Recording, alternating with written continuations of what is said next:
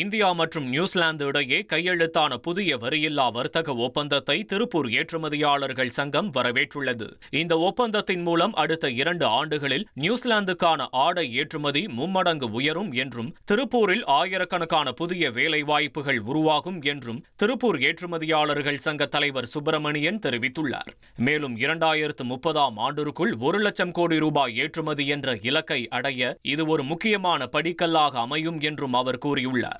நியூசிலாந்தினுடான ஆயத்த ஆடை வர்த்தகம் கிட்டத்தட்ட ஒரு 4.9% அளவிற்கு உள்ளது. இது வருகின்ற 2 ஆண்டுகளிலேயே 2 மடங்காக வளர வாய்ப்பு இருக்கிறது. இதன் காரணமாக அந்நிய முதலீடுகள் இந்தியாவுக்கு வருவதற்கும், ஆயத்த ஆடை உட்பட மற்ற பிற தொழில்கள் வளர்வதற்கும் மிகுந்த ஒரு ஏதுவாக இருக்கும். இனி செல்லும் இடமெல்லாம் செய்தி. தந்தை டிவியின் வாட்ஸ்அப் சேனலை ஃபாலோ பண்ணினா செல்ல இருக்கும் இடமெல்லாம் செய்தி. இதோ QR கோட் இப்பவே ஸ்கேன் பண்ணுங்க, ஃபாலோ பண்ணுங்க.